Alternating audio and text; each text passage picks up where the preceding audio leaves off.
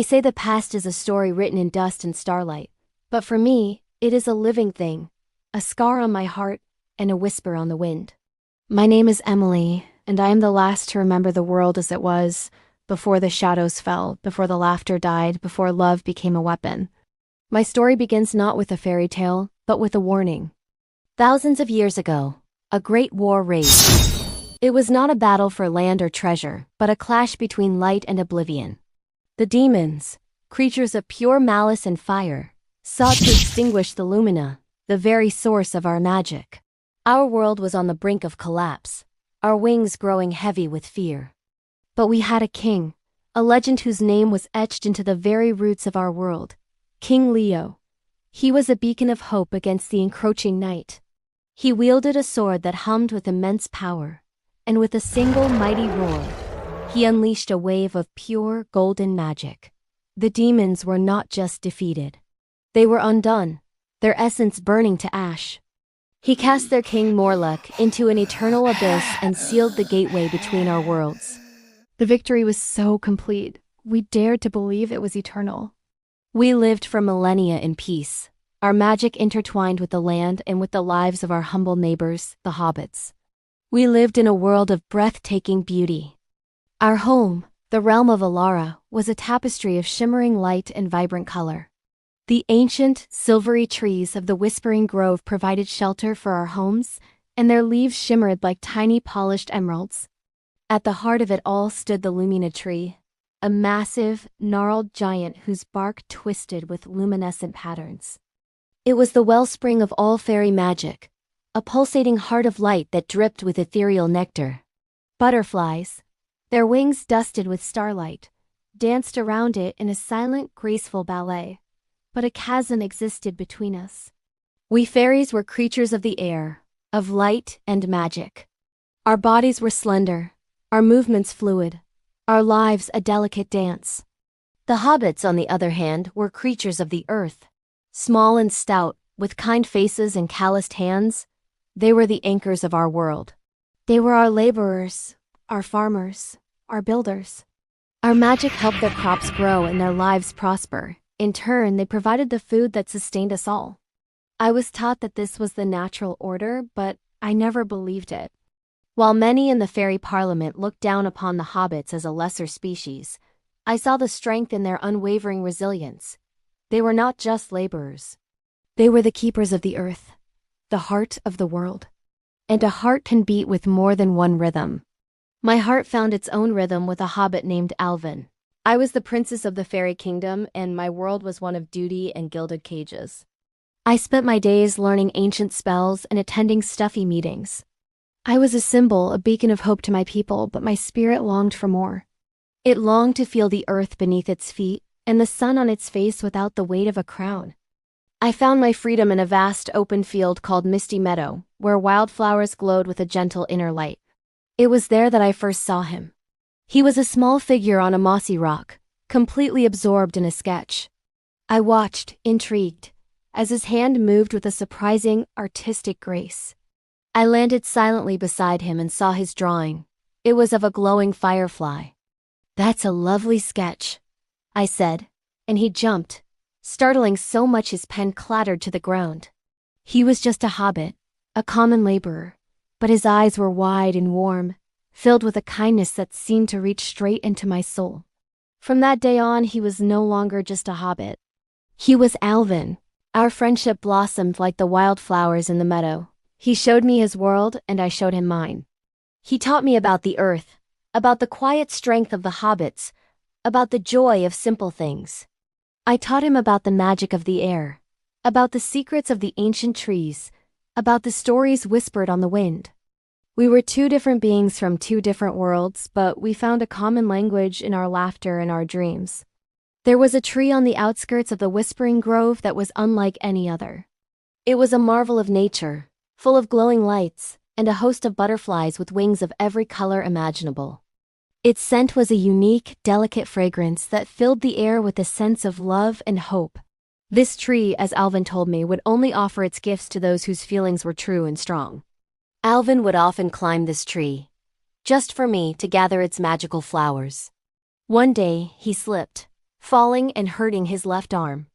I, in my fear and love for him, used all my magical powers to heal the wound, leaving a faint, shimmering scar, a mark of love that only I could recognize. It was not a choice, not really. It was a gravitational pull. We didn't just fall in love. We realized we had always been falling. It was a quiet, undeniable truth that settled in our hearts. We were two halves of a whole, and the chasm between our worlds seemed to disappear whenever we were together. But our love was not a secret. It was a scandal. The fairy parliament saw our friendship as a defiance of their rigid caste system. They were not angry at a simple hobbit. They were angry at the idea that love could transcend their carefully constructed world. They saw us as a betrayal of our superiority. The hobbits, on the other hand, saw our love as a dangerous, reckless act that could bring down the wrath of our magical benefactors upon them.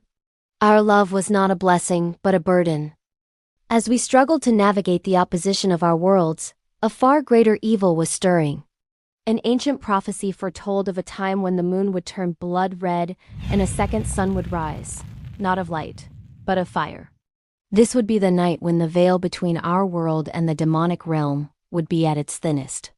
This day, known as the harvest moon, was an alignment that occurred only once every 1,000 years. It was the night when the demonic powers were at their absolute peak. The harvest moon was their Halloween, a night of destruction. Their king, a grotesque beast of malice and obsidian, was named Abaddon, which in our ancient tongue meant destruction. He knew the story of King Leo, and he harbored a profound hatred for our kind. He saw our peaceful existence as a mockery. Abaddon knew exactly what he wanted: to rule.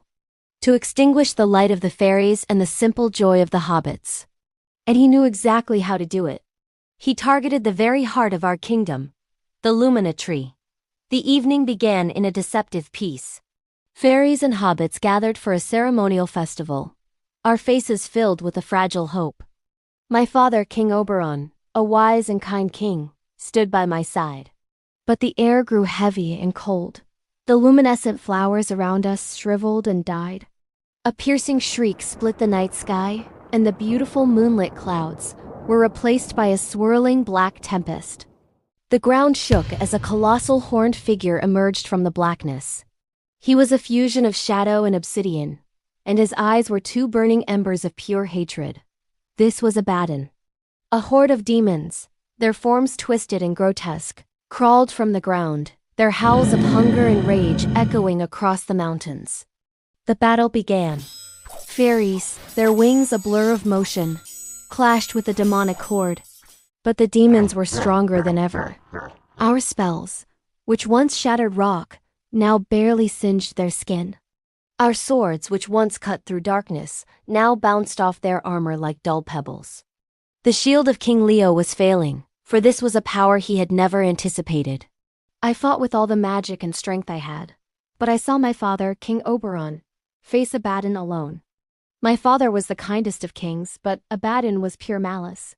With a single brutal strike, Abaddon ran my father through. My king and my father fell, his light dimming with his last breath. My world shattered. A wail of raw grief escaped my lips. I was frozen, watching my father fall, a wall of demons blocking my path. And then, a small, courageous figure burst through the chaos. It was Alvin. He was just a hobbit, a common laborer with a kitchen knife, but he was my love, and he threw himself at Abaddon. Abaddon laughed, a chilling, cruel sound.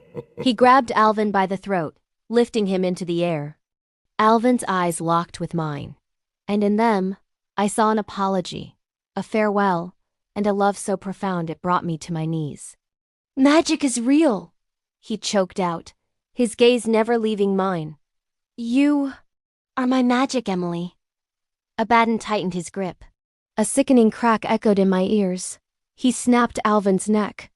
My scream was a silent one, a sound of such profound agony that it ripped the very air around me. I stared, unblinking, as Abaddon tossed Alvin's lifeless body to the ground like a broken doll. The Demon King then turned his predatory gaze to me. He dragged me away, my eyes fixed on Alvin's motionless form, my heart as shattered as the world around me. He threw me into a cold, dark cell. The door slammed shut, plunging me into a silence more terrifying than the roar of battle. My mind replayed the last moments of my love, the bravery in his eyes, the final words from his lips. I was a princess, a fairy of light, but in that moment, all I could feel was the weight of the darkness that had consumed everything I loved. My family was dead. My kingdom was destroyed. My love was gone. I was alone, a captive in a world of shadows. My only comfort is the memory of a hobbit who had died for a love that should have been impossible. Tell me your thoughts in comments. How can I escape from this prison? Hit the like button and subscribe to this channel for the upcoming episodes.